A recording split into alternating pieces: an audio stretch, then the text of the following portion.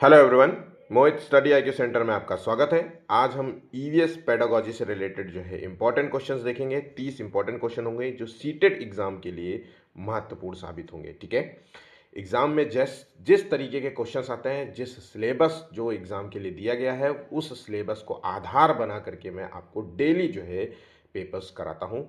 नए क्वेश्चंस, पुराने questions, previous year के क्वेश्चंस, सब कुछ आपको यहाँ पे मिलेगा। ठीक है, आपको इसके साथ साथ जो है कंप्लीट एक नोट्स जो है मटेरियल भी मिलेगा, रिटन नोट्स मिलेंगे जिसको आप नोट्स बना लीजिए, आप डेली रिवीजन करिए। यकीनन जो है आपके 130 प्लस जो है मार्क्स आएंगे अगर आपने नोट्स बना करके पढ़ाई की। ठीक है, वीडियो अच्छा लगा तो प्लीज़ वीडियो को लाइक ज़रूर कर लीजिएगा। किसी भी क्वेश्चन से रिलेटेड कोई इशू हो तो आप हमें कमेंट कर सकते हैं। अपने दोस्तों के साथ जो है इस वीडियो को शेयर कीजिएगा ताकि वो भी इस वीडियो का लाभ ले सके, और चैनल को सब्सक्राइब नहीं किए तो प्लीज़ चैनल को भी सब्सक्राइब कर दीजिएगा। ठीक है, तो आइए पहला क्वेश्चन है। देखिए, पहला क्वेश्चन बहुत ही कॉमन सा क्वेश्चन है जो कि मैंने कई बार कराया है, लेकिन डिफरेंट डिफरेंट जो है भाषा शैली में। तो कक्षा 5 का एक बच्चा समीर है जो अक्सर जो है समय पर पर्यावरण की जो है टीचर के पास दिया हुआ कार्य होमवर्क जमा नहीं करता, या कह लीजिए असाइनमेंट जो मिलता है उसको होमवर्क के लिए वो कंप्लीट नहीं करता। इससे निपटने का सबसे सुधारात्मक उपाय क्या हो सकता है? हमें पहली बात तो यहाँ सुधारात्मक उपाय देना है। ठीक है, तो इस बात के विषय में जो है प्रधानाचार्य को सूचित करेंगे, या उसे खेल कूद की कक्षा में जाने से रोकेंगे कि खेलता कूदता है इसलिए ऐसा है, या फिर अनियमितता का कारण का पता लगाएंगे और समीर को परामर्श देंगे। तो आंसर देखिए, आंसर हो गया option C. As a teacher आपको यही सुधारात्मक उपाय ढूंढना होगा कि भाई उसका क्या मेन रीज़न है, वो क्यों नहीं कार्य करके आता है। ठीक है, इसका कारण का पता लगाएंगे और फिर उसी के आधार पर आप उसको परामर्श भी देंगे, मतलब सॉल्यूशन भी देंगे। ठीक है, नेक्स्ट क्वेश्चन है, पौधों के विभिन्न भागों के शिक्षण हेतु आवश्यक है तो क्या होगा? अगर हम पौधों के बारे में अगर मान लीजिए ये एक है ना, और ये कुछ रूट्स हैं, उसके बाद जो है ये फ्लावर्स हो, ये पत्तियां हैं, मुझे ड्राइंग बिल्कुल भी नहीं आती, माफ़ कीजिएगा, है ना, और इसमें कोई फूल चढ़ा दो। ठीक है, कोई भी फूल चढ़ा दो। ठीक है, तो इन भागों के बारे में ये यहाँ पे दिया गया है, इसके बारे में, रूट्स के बारे में। ठीक है, तो अब इसके बारे में ये हो गया स्टेम जिसे कहेंगे, ये रूट हो गया। तो आप इन सब चीज़ों के बारे में जो है अगर आप बच्चों को पढ़ाना चाहते हैं तो क्या करेंगे? पौधों का अवलोकन करना सिखाएंगे। ऑप्शन यहाँ पे बी इसका सही जवाब होगा। निम्नलिखित में से कौन सी जो है विशेषता अच्छे शिक्षण की नहीं मानी जाती है? ठीक है, अच्छा देखिए, ध्यान रखिएगा, मैं एक चीज़ बताता हूँ आपको। जब भी आप पेपर करिएगा तो जिस तरीके से मैं अंडरलाइन करता हूँ ना शब्दों के नीचे, और ये नहीं है, सही है, गलत है, इन शब्दों पे तो ज़रूर सर्कल या अंडरलाइन मार देना, क्योंकि अक्सर जो है क्वेश्चंस को पढ़ते हुए इन्हीं चीज़ों को नज़रअंदाज कर दिया जाता है और अक्सर क्वेश्चन बच्चे गलत कर देते हैं जो कि आता है उनको क्वेश्चन। ठीक है, तो यहाँ पे तीसरे का देखिए आंसर क्या है। तो कौन सा शिक्षण की जो है अच्छी विधि या नहीं मानी जाएगी? तो अच्छा शिक्षण क्रिया आधारित होना चाहिए, मतलब एक्टिविटी बेस्ड होनी चाहिए। बिल्कुल बात सही है कि भाई जब बच्चों को हम एक्टिविटी बेस्ड लर्निंग कराते हैं तो बच्चा बहुत अच्छे तरीके से उसका अधिगम होता है, बहुत अच्छे तरीके से वो जो है सीखता है। तो ये बात तो बिल्कुल सही है। अच्छा शिक्षण जो है लोकतांत्रिक होता है, मतलब एक क्लासरूम में बहुत सारे बच्चे होते हैं तो ऐसा नहीं है कि किसी के साथ भेदभाव करो, तो सभी को समान रूप मानते हुए, है ना, सबको बच्चों को एक साथ लेते हुए सबके संपूर्ण जो है विकास, सर्वांगीण विकास पर ध्यान देना चाहिए। तो यहाँ लोकतांत्रिक वैल्यू बहुत ज़रूरी है क्लासरूम में। अच्छा शिक्षण जो है मूल्य आधारित नहीं होता, ये उद्देश्य युक्त होता है, उद्देश्य मुक्त नहीं होता। तो उद्देश्य युक्त होता है, तो यहाँ पे जो सबसे जो अच्छी शिक्षण तकनीक नहीं है वो है ऑप्शन सी। ठीक है, चलिए नेक्स्ट। निम्नलिखित में से कौन से कथन जो है समेकित मूल्यांकन की विशेषताओं का वर्णन करते हैं? ठीक है, अब यहां पे क्वेश्चंस का आंसर पढ़ते हैं। यह निर्धारित मानदंड के आधार पर बच्चों के कार्य की गुणवत्ता की जांच करना, यह सीखने के दौरान बच्चों की उपलब्धि की गुणवत्ता को परखना, यह बच्चे की उपलब्धि की तुलना दूसरे बच्चे की उपलब्धि से करना, तो तुलना तो नहीं करी जाएगी। ये एक बच्चे की प्रगति की तुलना स्वयं की पिछली प्रगति से करना, तो ये बात बिल्कुल सही है कि बच्चे की प्रगति की तुलना पीछे से होनी चाहिए। ठीक है, तो यहाँ पे एक सेकेंड माफ कीजिएगा, तो यहाँ पे देखिए सी आंसर तो नहीं होगा, डी आंसर होगा। और सीखने के दौरान बच्चे की उपलब्धि की गुणवत्ता को परखना, ये भी सही है। और निर्धारित मानदंड के आधार पर ही बच्चे की गुणवत्ता को जो है जांच करना होता है, तो ये भी पॉइंट यहाँ पे गलत हो जाता है। इस तरीके से अगर ऑप्शन देखा जाए तो बी और डी आंसर यहाँ पे सही होगा। आइए देखते हैं कौन सा ऑप्शन है। ऑप्शन यहाँ पे डी मैच खा रहा है, ऑप्शन डी यहाँ पे सही जवाब होगा। ठीक है, किसी भी क्वेश्चन में कोई इश्यू हो तो प्लीज़ आप हमें कमेंट ज़रूर करिएगा, मैं उसको आपको ये क्वेश्चन दोबारा समझाने का प्रयास करूंगा 101%। ठीक है, अभिकथन और कारण ध्यान रखिएगा। अभिकथन, एजर्शन और रीजन वाले क्वेश्चंस आपके एग्जाम में पूछे जाएंगे। कम से कम 4, 5, 6 क्वेश्चन तक, 4 से 6 क्वेश्चंस तक पूछे जाते हैं। ठीक है, यकीन मानिए। और ऐसे क्वेश्चंस जो है बड़े कॉम्प्लिकेटेड लगते हैं कई बार कि अरे क्या करूं, इसका क्या आंसर है ना। और इसका मैं तरकीब आपको बताऊंगा कि ये क्वेश्चन कैसे सॉल्व किया जाता है। ठीक, इससे रिलेटेड मैं एक पूरा कंप्लीट वीडियो दूंगा आपको, 30-40 क्वेश्चंस दूंगा, पूरा प्रीवियस ईयर और नए क्वेश्चंस आधारित, ताकि आप इन क्वेश्चंस को सॉल्व करना सीख जाएं। तो पहले ही आप देख लेते हैं इस क्वेश्चन को। बकरियों के बालों में से मुलायम पश्मीना शॉल, यहाँ पे पश्मीना शॉल के बारे में बात की जा रही है, जो कि एक बकरी है। ये भी है, देखिए महत्वपूर्ण तथ्य है। अब एनिमल से रिलेटेड क्वेश्चन में ये क्वेश्चन है, कॉमन सा क्वेश्चन है। और ये जो शॉल है या ये बकरी है, ये 5,000 मीटर ऊंचाई पर पाई जाती है। और ये कहाँ पाई जाती है? ये लद्दाख क्षेत्र में पाई जाती है, जहाँ पे बहुत ज़्यादा सर्दी पड़ती है। तो इसका कारण बताया गया है, इतनी सर्दी से बचने के लिए बकरियों के शरीर पर गर्म बालों की परत उगाती है, तो पश्मीना शॉल उनके बालों के इस्तेमाल से ही होती है। तो यहाँ पे दोनों ही बातें सही नज़र आ रही हैं। ठीक है, दोनों पॉइंट्स यहाँ पे सही है। तो इसलिए हम कह सकते हैं ए एजर्शन और आर रीजन दोनों सही हैं। आर ए की सही व्याख्या भी कर रहा है, ऑप्शन सी यहाँ पे सही जवाब होगा। भारत में किस क्षेत्र में स्थानांतरित खेती करने का रिवाज है? मैंने आपसे बताया था कि स्थानांतरित खेती के बारे में, कि स्थानांतरित खेती को दूसरे शब्दों में झूम कृषि भी कहते हैं। और ये भारत के उत्तर पूर्वी जो है क्षेत्र में की जाती है। असम, मेघालय, यहाँ पे जो है ये जो है खेती आपको जो है सामान्य रूप से देखने को मिल जाएगी। ठीक है, और ये जो खेती की बात कर रहे हैं, तो ये खेती जो है ब्राजील में रोका नाम से जानी जाती है। ध्यान रखिएगा, नोट कर लेना, एग्जाम में पूछा जाता है। भारत में इसे झूम कृषि के रूप में जानते हैं। और मलेशिया में अगर हम बात करें तो मलेशिया में इसे लाडांग नाम से जानते हैं, लाडांग नाम से जानते हैं। ठीक है, तो ये 2 पॉइंट्स आपको याद रखना है। चलिए नेक्स्ट क्वेश्चन। ऐसा पाया गया है कि बच्चों के सीखने और प्रगति का अवलोकन करते समय कुछ गलतियां हो जाती हैं। बच्चे जब सीखते हैं और जब अवलोकन नकल करते हैं आपका, तो उस कुछ गलतियां हमारे पूर्वाग्रहों का परिणाम होती है। जो पूर्व में जो है बातें सिखाई जा रही होती हैं या उसने जो देख के सीखी होती है, उसी का परिणाम होती है, उससे मिलती जुलती होती है ना। निम्नलिखित में से कौन सी सूचना एक पूर्वाग्रह के रूप में दर्ज नहीं होनी चाहिए? ठीक है, तो यहाँ पे आंसर देखिए, तो ऑप्शन यहाँ पे ए सही जवाब होगा। पोर्टफोलियो में बच्चों के काम के नमूने। ठीक है, ध्यान रखिएगा, पोर्टफोलियो एक ऐसी चीज होती है, एक ऐसा रिपोर्ट कार्ड होता है जहां पर बच्चों की प्रगति, प्रोग्रेस का निरीक्षण किया जाता है। तो मतलब पोर्टफोलियो जब बच्चे की बात हो रही हो, तो सिर्फ आपको यह बात ध्यान रखनी है कि बच्चे की सभी सभी जो है रिपोर्ट्स की जो है जितनी भी इंफॉर्मेशन होती है बच्चे से रिलेटेड, वो सब यहाँ है। तो मेरिट्स और डीमेरिट्स दोनों, पॉजिटिव और निगेटिव दोनों बातें यहाँ पे लिखी जाती हैं। और जब पेरेंट्स मीटिंग होती है तो वो पेरेंट्स मीटिंग में साझा किया जाता है। ठीक है, बात यहाँ समझ गए। चलिए, सुषमा चाहती है कि उसके छात्रों को पेड़ों के संरक्षण के लिए संवेदनशील बनाया जाए। तो भाई एक टीचर है जो ये चाह रही है कि उनके बच्चों को संवेदनशील बनाया जाए। एक सेकेंड,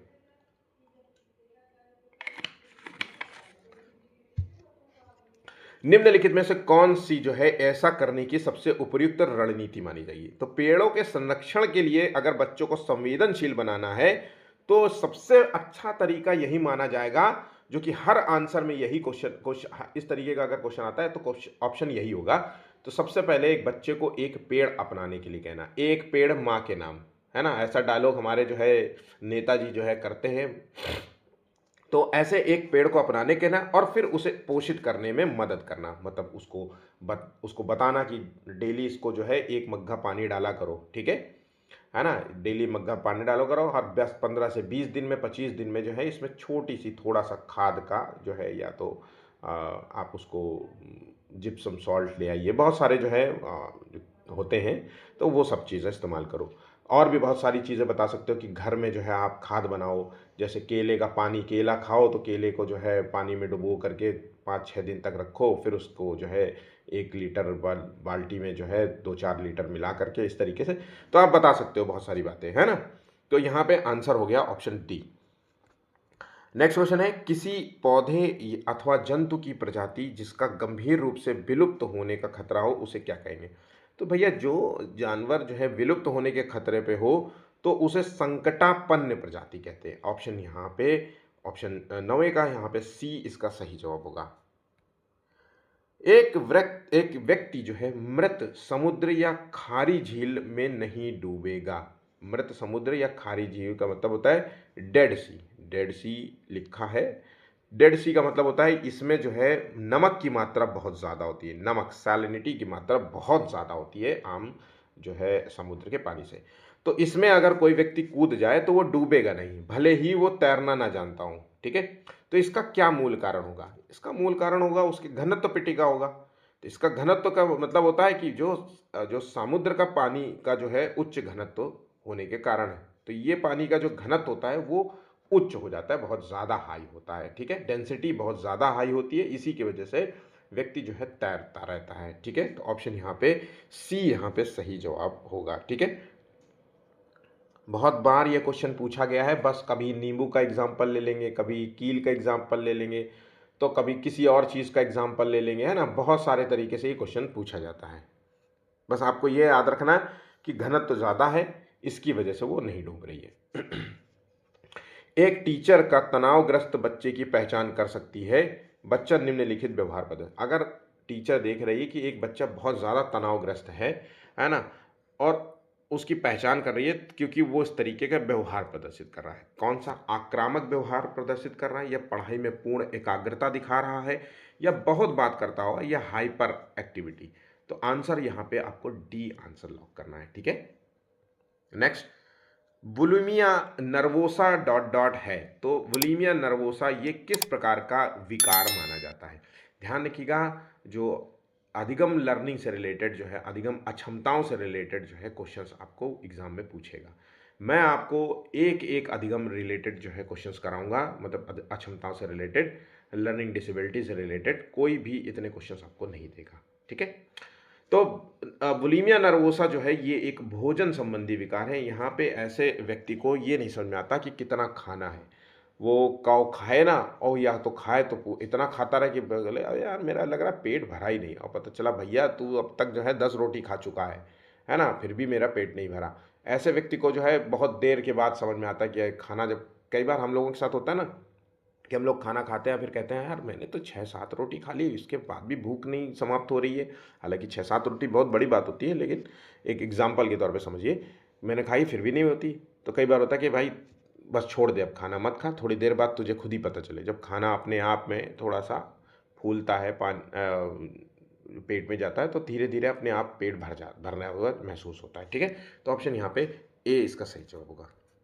गाय के आगे के दांत छोटे और पीछे के दांत चपटे और बड़े होते हैं, ऐसा क्यों होता है? ये क्वेश्चन पूछा गया क्वेश्चन है टीचिंग एलिजिबिलिटी एग्जाम्स में, ठीक है। तो आगे के दांत छोटे होते हैं, पीछे के दांत चपटे होते हैं और बड़े होते हैं। इसका मूल कारण है भाई, आगे के दांत जो है चबाने के संदर्भ में है, ठीक है, और पीछे के दांत काटने के संदर्भ में है। तो यहाँ पे घास चबाने और काटने के लिए उपयुक्त होगा ऑप्शन, यहाँ पे घास चबाने नहीं, माफ कीजिएगा, घास काटने और घास चबाने के संदर्भ में होगा, ठीक है। ऑप्शन यहाँ पे सी इसका सही जवाब होगा। मधुबनी चित्रकला के बारे में सही कथन को चुनना है।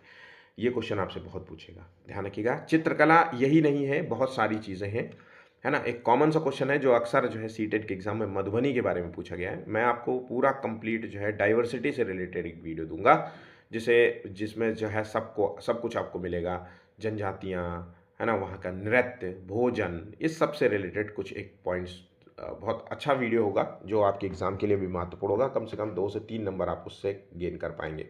तो मधुबनी चित्रकला होती क्या है इसके बारे में देखिए। ये तो बिहार की एक जो है चित्रकला है, और ये स्थानीय जो है लोग, जो गाँव के लोग होते हैं वो बनाते हैं। तो इन चित्रों को बनाने में नील, हल्दी, फूलों के रंग, पेड़ों के रंग आदि का इस्तेमाल किया जाता है, मतलब प्राकृतिक रंगों का इस्तेमाल होता है, ठीक है। इन चित्रों में इंसान, जानवर, पेड़, पक्षी, फूल, पौधे सब कुछ बनाए जाते हैं। बात भी बिल्कुल सही है।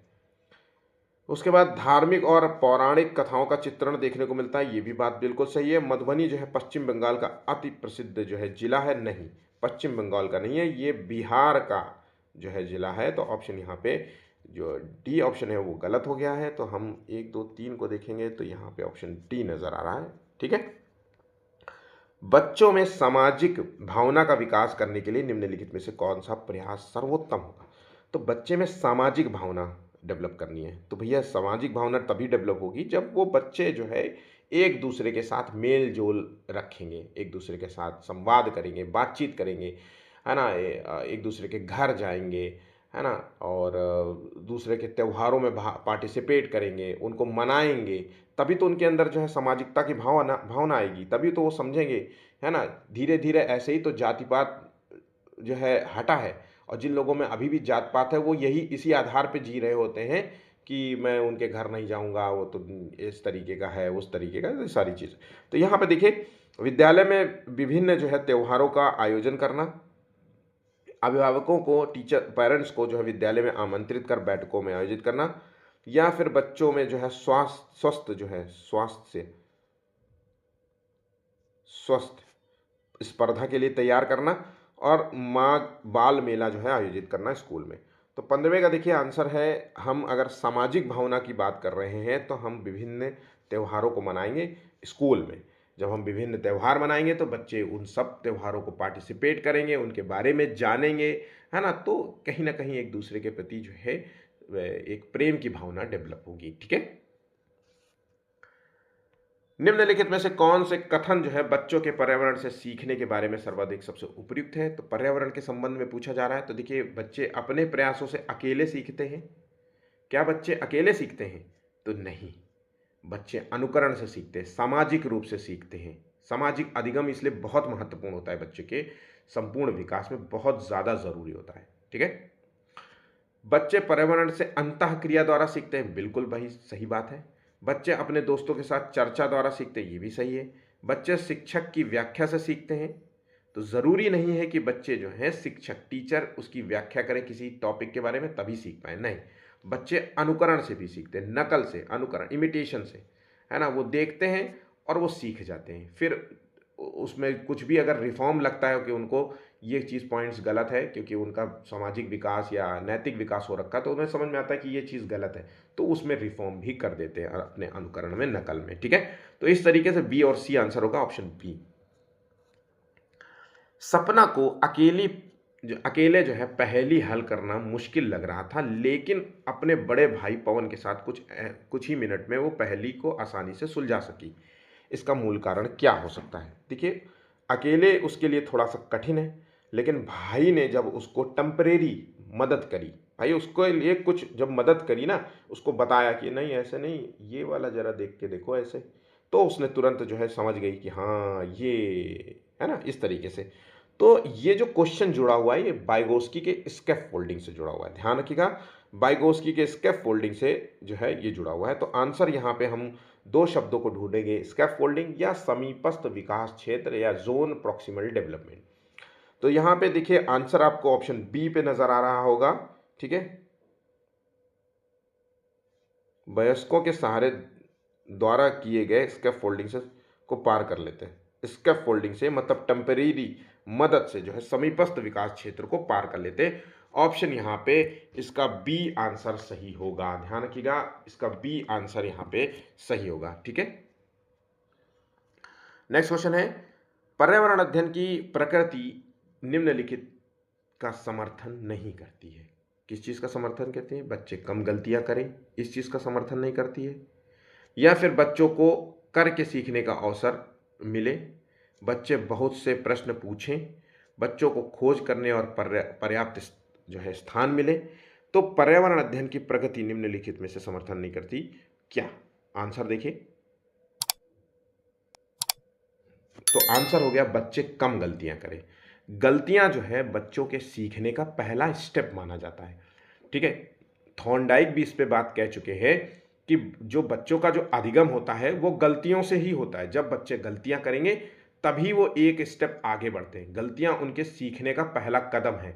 तो गलतियां कम करें, ये जो है यहाँ पे इस बात का समर्थन नहीं करता कोई भी पेडागोजी, कोई भी टीचिंग टीचर, कोई भी स्किल्स जो है इस तरीके की चीज़ों का समर्थन नहीं करता। बाकी सभी आंसर्स यहाँ पे होंगे कि बच्चे ज़्यादा से ज़्यादा जो है क्वेश्चंस पूछे, जो है एक्टिविटी स्वयं से करने का जो है प्रेरित करें, हो कि भाई मैं सर मैं ये ट्राई करके देखूँ, इस तरीके से खोज करने के लिए पर्याप्त उनको स्थान मिले।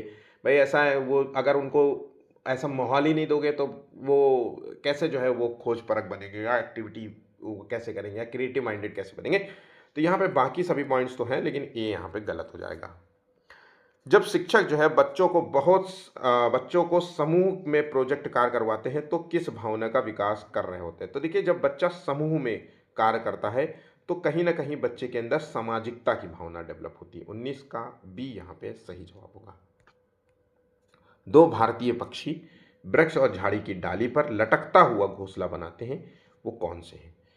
सीटेट का पूछा हुआ क्वेश्चन है, और मैं यकीनन कह सकता हूं कि बहुत सारे बच्चों ने ये क्वेश्चन गलत किया। 2 बार ये क्वेश्चन मेरी नज़र में तो ये पूछा गया है, ठीक है। जो अभी हाल ही के जो है, मुझे याद है 2024 में ये क्वेश्चन पूछा गया था, और 25 में तो किसी और तरीके से बर्ड्स में पूछा गया था, ठीक है। तो 20वें का देखिए, यहाँ पे आंसर आपको देना है कलचिड़ी और वीवर पक्षी। ध्यान रखिएगा, ऑप्शन सी यहाँ पे सही जवाब होगा। राष्ट्रीय उद्यान और अभयारण्य की स्थापना किस अधिनियम के अंतर्गत की गई है। तो नेशनल पार्क,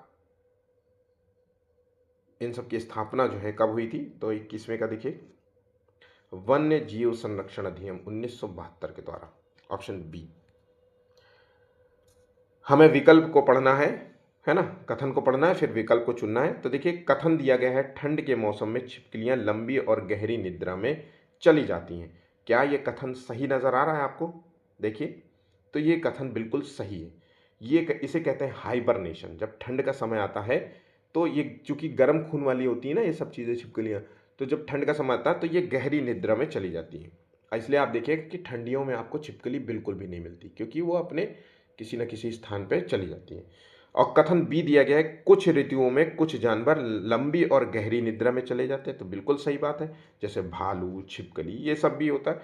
तो यहाँ पे दोनों पॉइंट सही हैं और व्याख्या भी सही है। तो ऑप्शन सी यहाँ पे हम सही लगाएंगे, ठीक है।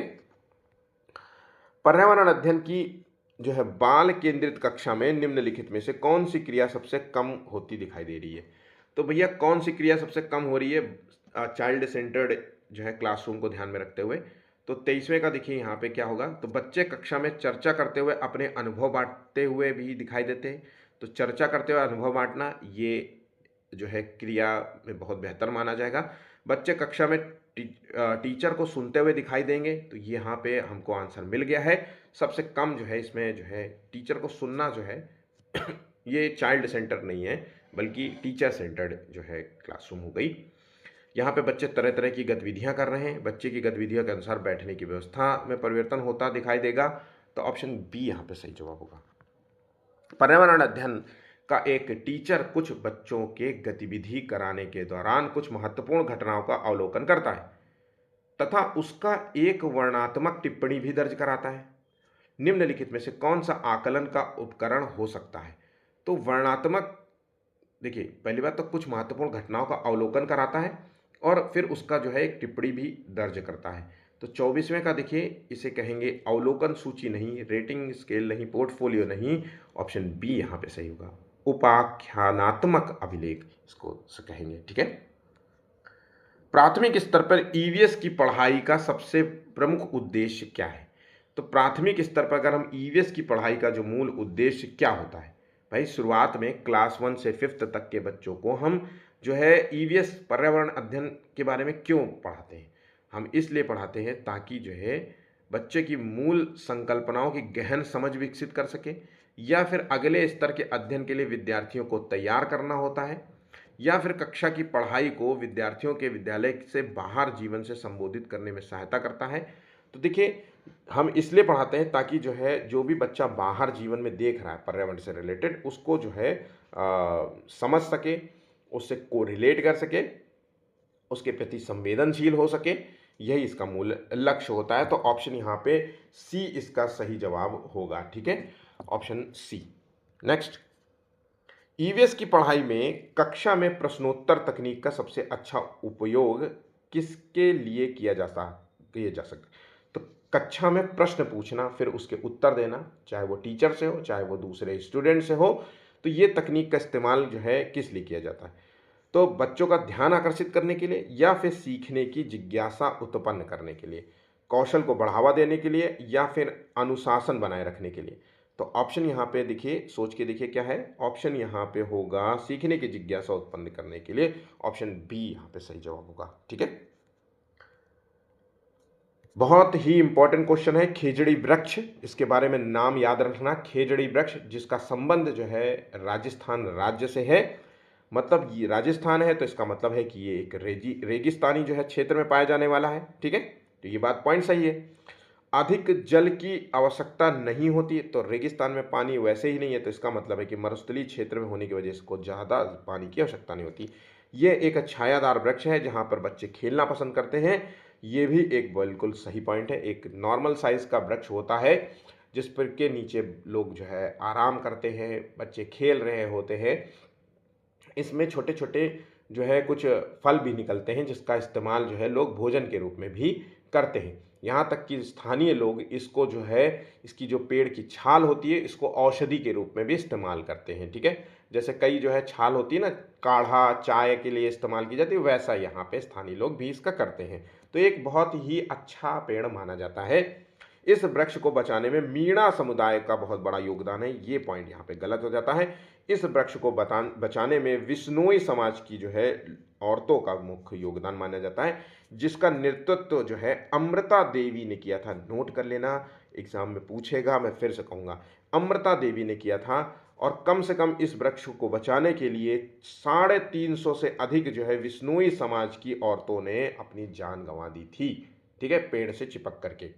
तो ये अभी हाल ही फिलहाल की बात नहीं है, ये बहुत पुरानी बात है, मतलब जब राजस्थान में रजवाड़े लोग रहते थे उस समय की बात थी। ठीक है, तो इस तरीके से अगर देखा जाए तो 1 2 3 आंसर होगा, ऑप्शन ए यहाँ पे हम सही लगाएंगे। नेक्स्ट क्वेश्चन है 29वां, देखते हैं। यदि एक महीने के लिए बिजली ना हो तो हमारा जीवन किस प्रकार प्रभावित होगा? इस तरीके का प्रश्न क्यों पूछा गया है? तो भाई जैसे बिजली ना हो या फिर पानी ना हो, साफ पानी ना हो, या फिर पेट्रोल खत्म हो जाए, इस तरीके के कुछ जो है क्रिएटिव टाइप के क्वेश्चंस जो है रचनात्मक अपसारी प्रश्न पूछेंगे। अपसारी प्रश्न मतलब जहाँ पे सब बच्चा जो है इस क्वेश्चन को सुनने के बाद अपने अपने उत्तर देगा, इसका कोई रटा हुआ उत्तर नहीं है। और इसके संभावित उत्तर हो सकते हैं, बहुत सारे संभावित उत्तर हो सकते हैं, है ना। तो यहाँ पे मुख्य कारण की पहचान की जाती है कि क्या कारण है। तो इस तरीके का अगर हम बच्चों से क्वेश्चन पूछेंगे तो होगा क्या, इस पर बच्चा विचार करेगा। कल्पनाशील बच्चे की सोच जो है एक तरीके से अमूर्त रूप में वो सोचेगा, है ना। वैज्ञानिक दृष्टिकोण का बच्चा हो सकता है।